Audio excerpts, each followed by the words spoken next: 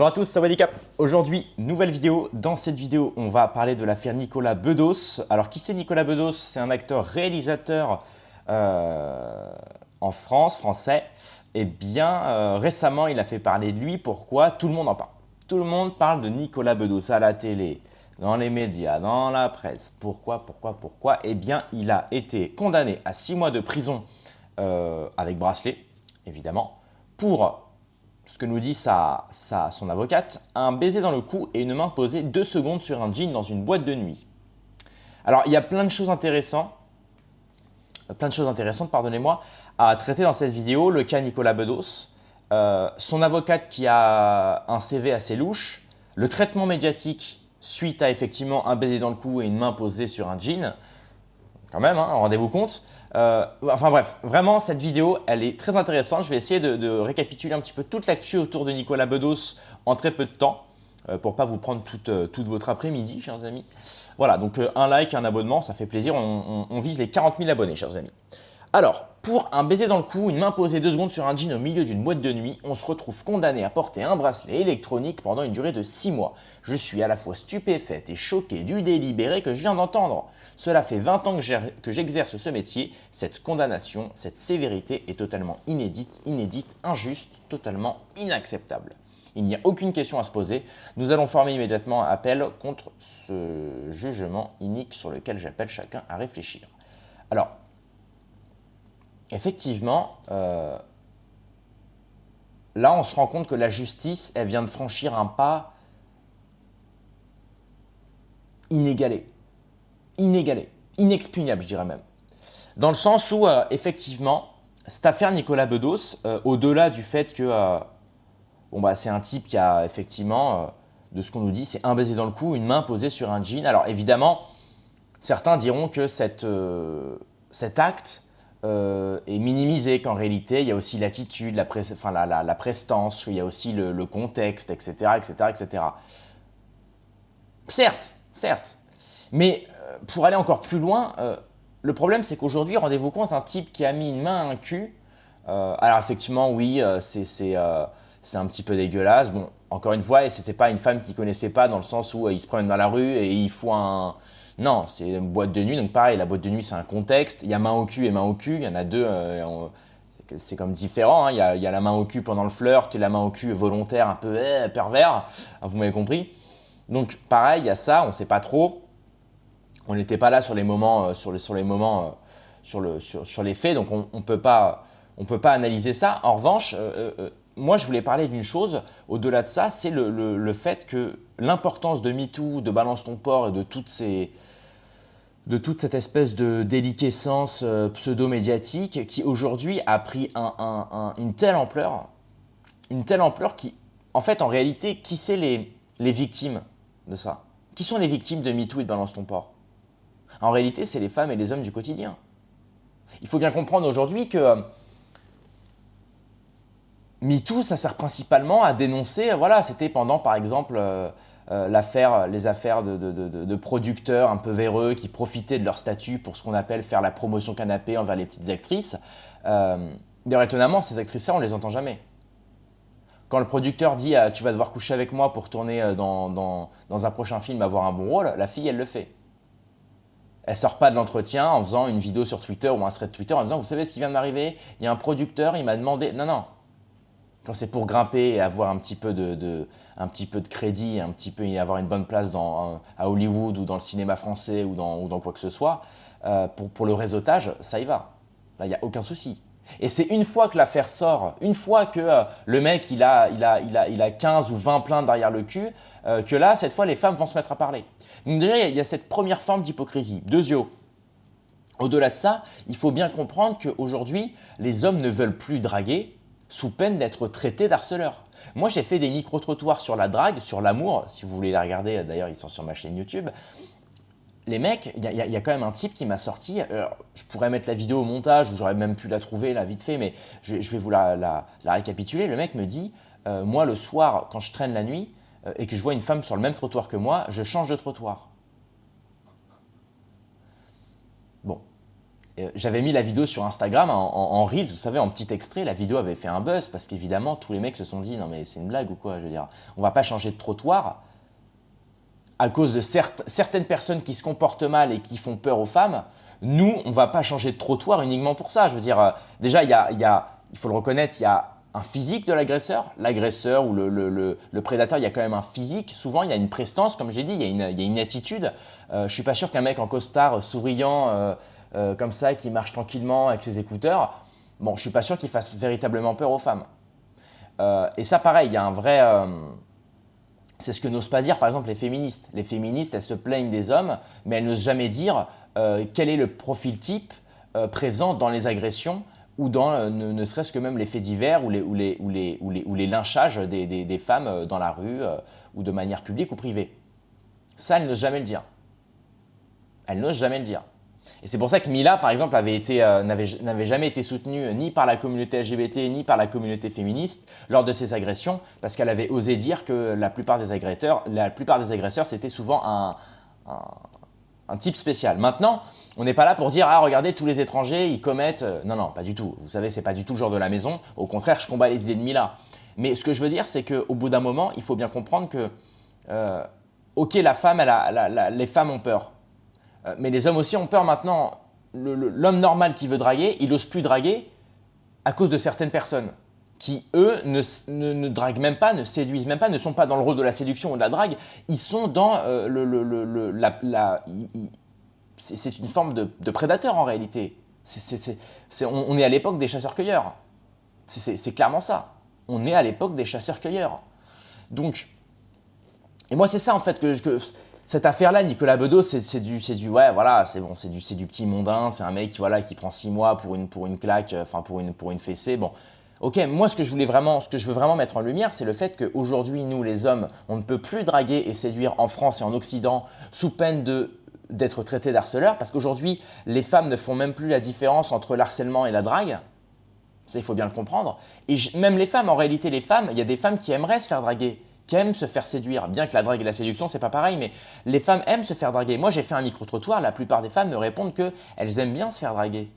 Mais la plupart des gens qui les draguent, malheureusement, c'est soit des mecs de 60 ans vieux qui sont immondes. Tu sais, la fille, elle a 20 ans, donc forcément, un mec de 60 ans, bon, en face d'eux, elle a l'ardisson. C'est sûr que je peux comprendre, tu vois.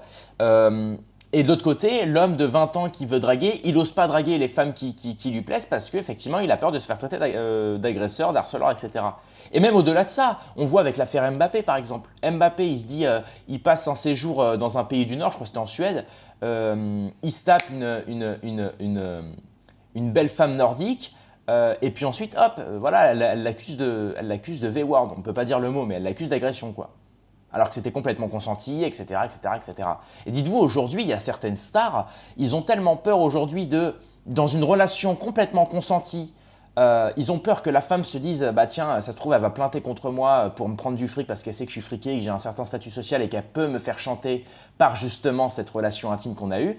Il y a certaines stars qui font signer des contrats à des femmes.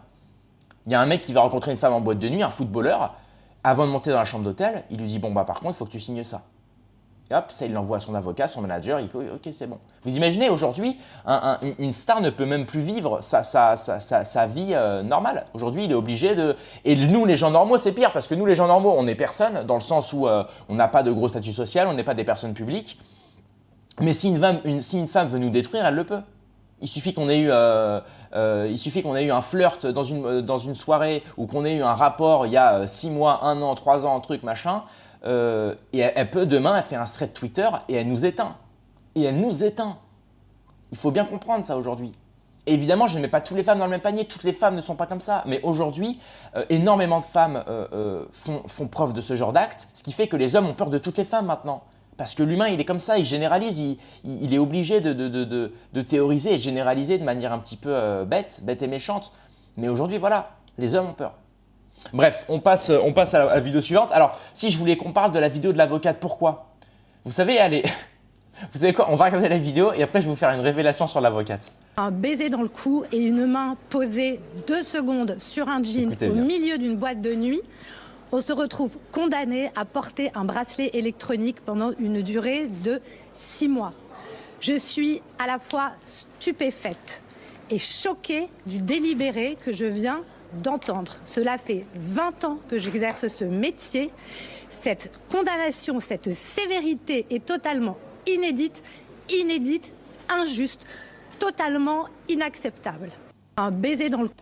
Voilà, donc ça c'est son avocate. Son avocate, alors en vrai, en réalité, qui ne sera pas d'accord? Dites-moi en commentaire d'ailleurs, je ne sais pas demander, mais moi je trouve ça ahurissant, mais bref, au-delà de ça, on vient d'en parler, mais vous savez, elle est mariée à qui, cette avocate? Parce que là, elle défend Nicolas Bedos. Moi, je suis assez d'accord dans le sens où il mérite peut-être une punition. Bon, bah voilà, il mérite en tout cas qu'on le punisse certainement, mais pas de cette manière-là. Je veux dire, 6 mois. Bon, après, 6 mois avec un bracelet, c'est pas non plus. Je veux dire, le mec, il sera certainement dans sa villa avec un bracelet. Hein, c'est pas non plus. Mais c'est vrai que. Bref, on en parlera après aussi par rapport à la justice à deux vitesses. Mais cette femme-là, je suis allé voir sur internet, Julia Minkowski. Et ben en fait, elle est mariée avec Benjamin Griveaux. Et pour ceux qui se souviennent, pour ceux qui ne savent pas, Benjamin Griveaux, c'est celui qui avait envoyé sa tub à une... Parce qu'en fait, lui, c'est un mec en politique. C'était un type en politique qui faisait un peu parler de lui. Hein, il y a une époque, c'était en 2019, si je ne me trompe pas, c'était avant le Covid, je crois. Et il y a une affaire qui est sortie, il avait envoyé sa tub en vidéo à une femme, je ne pense pas que ce soit elle, à une femme, et il lui avait dit, je ne sais plus, le dîner est prêt, ou... Putain, et dites-vous, ces mecs-là sont payés avec nos impôts, ils vous disent à longueur de journée qu'ils représentent le peuple français, le peuple de France, les Français, etc., nos intérêts. Et les mecs, à 20h, une fois que la journée elle est finie, il envoie sa tebasse en selfie à une meuf et il lui dit le dîner est prêt. Putain, les hommes sont tous les mêmes, quoi, sérieux.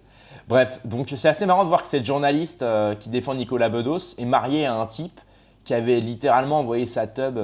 Et depuis, il s'est converti en animateur télé, je crois. Et donc là, je voulais qu'on parle d'autre chose. Je voulais qu'on enquille sur autre chose.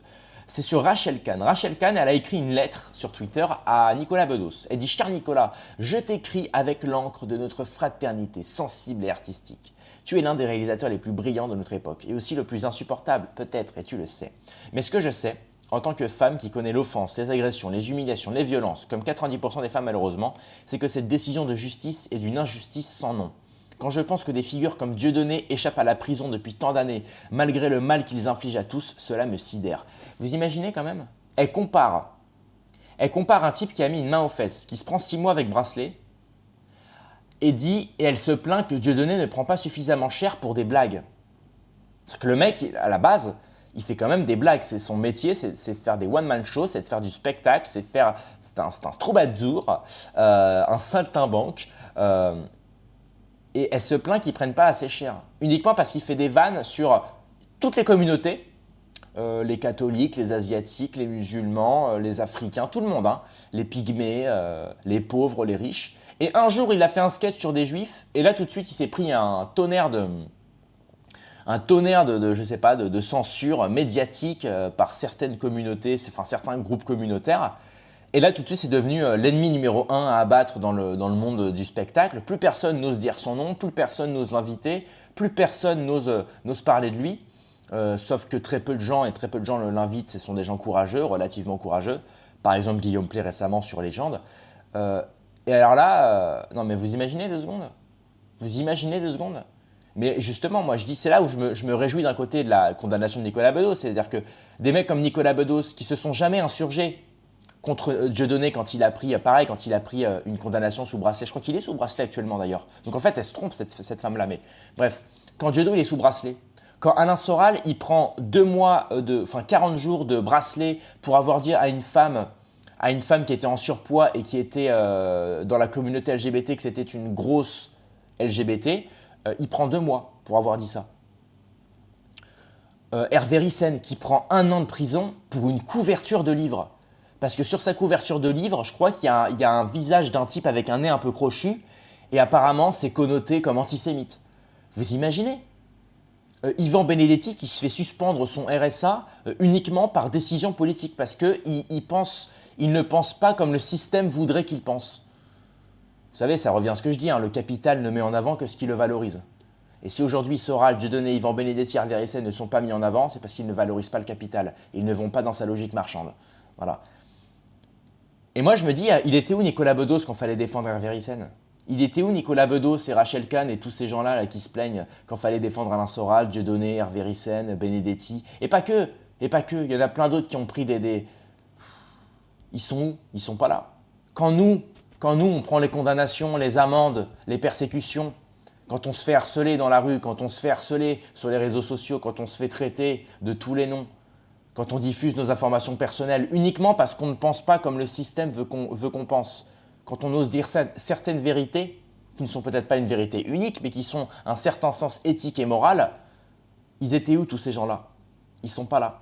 Et une fois qu'ils prennent un dixième de ce qu'on prend nous, et encore moi je suis personne, je ne parle qu'en mon humilité propre, je parle surtout de tous ceux que j'ai cités avant, et ben ces gens-là ils sont pas là. Voilà. Et ils se plaignent et ils pleurent, et gna gna gna gna. Mais vous savez, ce système-là qui vous punit, c'est vous qui l'avez mis en avant. C'est vous qui l'avez valorisé depuis des années. C'est vous qui valorisez ce système-là de punir dès qu'on dit un mot de trop, aujourd'hui vous vous prenez le retour de bâton.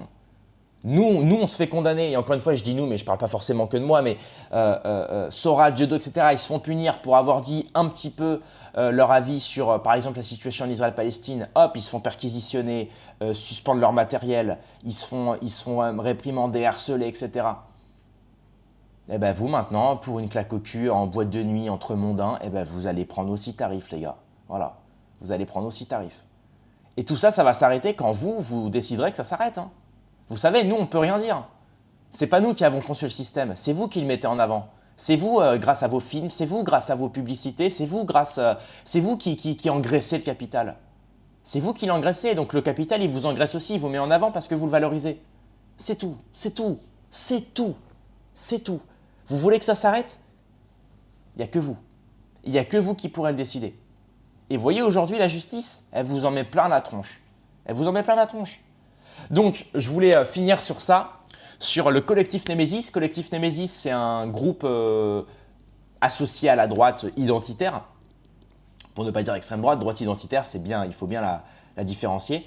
Et donc, elle se réjouissent de la condamnation de Nicolas Bedos, qui dit, Nicolas Bedos traitait Marine Le Pen de fascisante, on va pas dire le mot suivant, qui vient d'être condamné pour agression. Toi, par contre, tu es bel et bien un agresseur. Nous espérons que tu seras moins prompt à faire la morale aux électeurs du RN après cette condamnation. Alors évidemment, il y a plein de types au RN qui ont été condamnés pour des agressions, pour des faits similaires. Encore une fois, je vois pas trop le... Enfin bref, et ce qui est très intéressant dans ce tweet-là, c'est la réponse d'Hervé Ridsen. Justement, j'en parlais, dédicace à Hervé Ridsen, qui lui, je le rappelle, a pris 1 an de prison pour une couverture de livre. Non pas pour ce qui était dit dans le livre, pour une couverture de livre, je le rappelle. Les féministes de la droite cachère, donc il dit droite cachère, en réalité, ce sont des femmes de la droite identitaire, qui plus est de la droite nationale-sioniste. C'est-à-dire que c'est une droite qui fait semblant de mettre en avant la cause nationale pour les intérêts sionistes. En réalité, elles n'en ont rien à foutre de la France. Elles mettent la France en avant pour parler de sujets qui, en réalité, sont mis en avant et orchestrés par la communauté sioniste internationale. Donc les féministes enfoncent la tête sous l'eau de Nicolas Bedos, un histrion. Qu'est-ce qu'un histrion? C'est un comédien. De la gauche institutionnelle. Mais on ne les a pas entendus dans l'affaire Epstein. Bizarre, non? Toujours ces pudeurs de petites quand on veut passer chez Bolloré TV. Et c'est bien vrai, on ne les a pas entendus pour l'affaire Epstein. On ne les a pas entendus pour certaines atrocités que commet par exemple actuellement Tsahal, l'armée la plus morale du monde. Non, on ne les entend pas. On ne les entend pas du tout. Et c'est toujours le même cinéma, c'est toujours le même, encore une fois, je vous ai dit, le capital ne valorise que ce qui le valorise. Donc, au bout d'un moment, quand toutes ces femmes-là, et quand ces collectifs, quand ces gens-là, de tout ce petit mondain, bien que le collectif Némésis est à différencier de Bedos et de tout ce... Mais voilà, rappelez-vous de ce que je vous ai dit. Le capital ne valorise que ce qui le valorise. C'est très important. Bref, je ne vais pas me répéter, je vais essayer de... D'ailleurs, je vous remercie pour vos commentaires, les amis, dans les vidéos. Je vois qu'il y a de plus en plus de commentaires positifs, mais c'est vrai qu'il faut que je raccourcisse les vidéos. Je me répète un petit peu, donc ça c'est bien, il faut que je reste concentré. Donc voilà, c'est tout pour cette vidéo. Je pense qu'on a bien résumé l'affaire. Globalement, Nicolas Bedos a pris 6 mois de bracelet. Bon, 6 mois de bracelet, c'est pas la mort non plus. Ça peut peser un petit peu, mais ça va. C'est pas non plus le bagne, c'est pas de la prison bel et bien réelle. C'est une forme d'emprisonnement, disons. Bon bah voilà, tu t'en profiteras pour méditer un petit peu, lire des bouquins et puis peut-être prendre conscience de ce que tu as fait. Bien qu'encore une fois, rendez-vous compte de l'état de la France. La France aujourd'hui, vous prenez 6 mois de bracelet uniquement pour une main aux fesses et pour avoir, c'était quoi les faits? C'est une main aux fesses et un baiser dans le cou. Rendez-vous compte. Faut quand même le dire, hein. Et vraiment, c'est très important. Avant de finir cette vidéo, bon évidemment, je vous incite à mettre un pouce bleu, à vous abonner, à mettre un petit commentaire. Et je voulais vous parler du livre Vers la féminisation d'Alain Soral qui est en description.